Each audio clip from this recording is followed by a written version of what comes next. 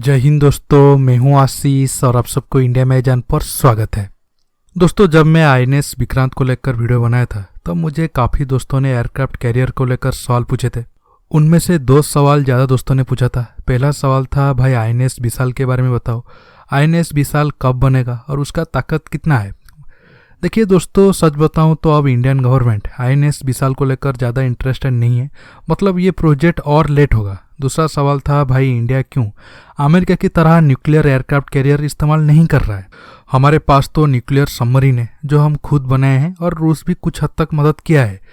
बहरहाल हमारे पास थोड़े बहुत टेक्नोलॉजी है, तो फिर हम न्यूक्लियर एयरक्राफ्ट कैरियर क्यों नहीं बना रहे। भारत के पास न्यूक्लियर एयरक्राफ्ट कैरियर होगा तो हमारा नेवी और ताकतवर होगा और एशिया का पहला नेवी होगा जिसके पास इतना ताकतवर एयरक्राफ्ट कैरियर होगा। देखिए दोस्तों, इंडिया के पास न्यूक्लियर एयरक्राफ्ट कैरियर ना होने के पीछे बहुत सारे कारण हैं जो मैं आपको एक एक कर डिटेल्स में बताऊंगा। जानने के लिए आप आखिर तक देखते रहिए और जितना ज़्यादा हो सके ये वीडियो को लाइक शेयर करना मत भूलिए। पहला बड़ा कारण है कॉस्ट। देखिए, आप सब जानते हैं हमारा डिफेंस बजट का बड़ा हिस्सा आर्मी को जाता है, इसके बाद एयरफोर्स और नेवी को मिलता है। और दोस्तों, सैनिकों के ऊपर ही हमारा ज़्यादा पैसा खर्च हो जाता है। बहुत कम पैसा बचता है आर्मी के मॉडर्नाइजेशन या नया हथियार खरीदने के लिए। आप अब देखो, हमारा सरकार अब नॉर्मल एयरक्राफ्ट कैरियर के लिए इंटरेस्टेड नहीं है, मतलब डिले कर रहा है। न्यूक्लियर एयरक्राफ्ट कैरियर में तो और बजट लगेगा, लगभग 2 से 3 गुना ज़्यादा पैसा लग सकता है। फिर वो एयरक्राफ्ट कैरियर की मेंटेनेंस और बाकी चीज़ों पर और ज़्यादा पैसा खर्चा होगा। देखिए, इंडिया की इकोनॉमी या फिर डिफेंस बजट अब उस हालत में नहीं है जो न्यूक्लियर एयरक्राफ्ट कैरियर को अफोर्ड कर पाए। इससे अच्छा है हम नेवी के लिए इस पैसों से दूसरा हथियार बनाएं। आप अब सोच रहे होंगे, भाई एक नॉर्मल एयरक्राफ्ट कैरियर और न्यूक्लियर एयरक्राफ्ट कैरियर में क्या डिफरेंस होता है।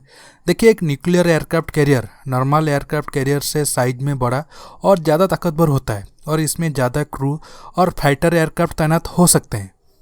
इसके साथ न्यूक्लियर एयरक्राफ्ट कैरियर को सबसे बड़ा एडवांटेज है ईंधन को लेकर।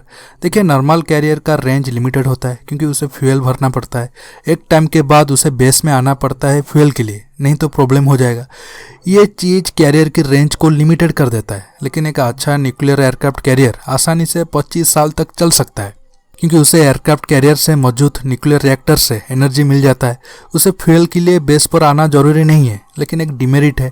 देखिए, न्यूक्लियर एयरक्राफ्ट कैरियर को तो फ्यूल की ज़रूरत नहीं है, लेकिन कैरियर में मौजूद क्रू को खाना और वहाँ तैनात फाइटर एयरक्राफ्ट को तो फ्यूल की ज़रूरत पड़ता है।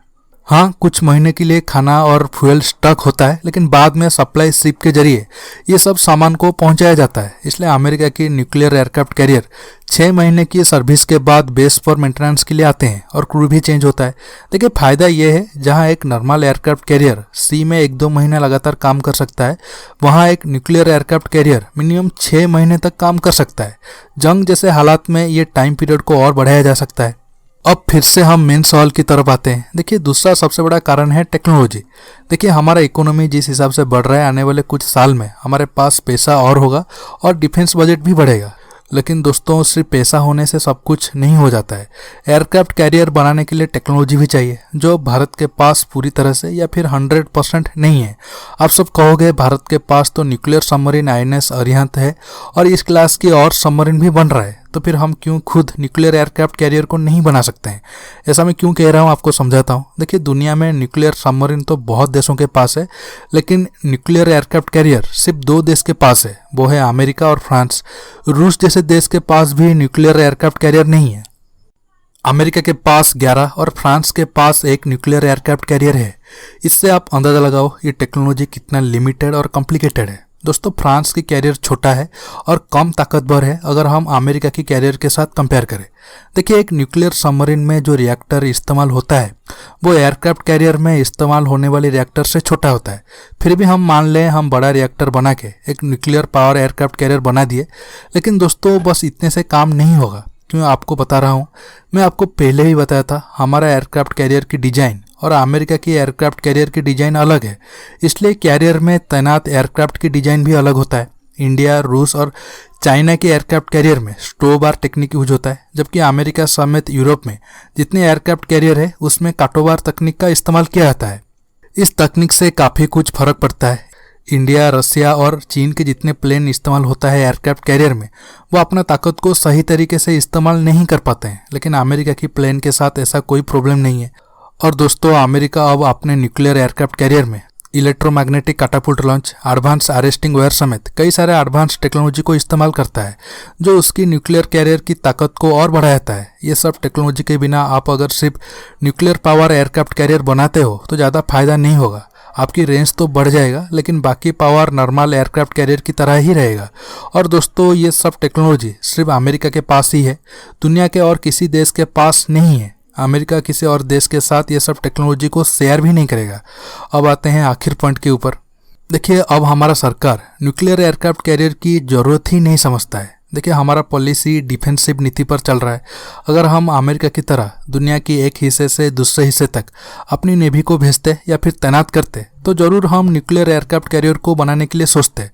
हमारा सोच अब है हमारा एक एयरक्राफ्ट कैरियर पाकिस्तान के खिलाफ अरेबियन सी में तैनात हो, दूसरा चीन के खिलाफ बे ऑफ बंगाल में तैनात होगा, तीसरा एयरक्राफ्ट कैरियर रिजर्व में रहेगा। मतलब अब से तकरीबन 10 से 15 साल तक भारत न्यूक्लियर एयरक्राफ्ट के लिए नहीं जाएगा। दोस्तों आज की टॉपिक में बस इतना ही।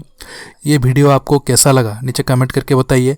ये वीडियो को लाइक शेयर करने के साथ साथ आप मेरे चैनल को सब्सक्राइब करना मत भूलिए और सब्सक्राइब बटन के पास जो बेल आइकन है उसे प्रेस करिए ताकि आगे आप मेरे आने वाले वीडियो को मिस ना कर सके। दोस्तों रहता हूँ, बहुत जल्द एक न्यू टॉपिक के साथ मिलूंगा। नमस्कार, जय हिंद।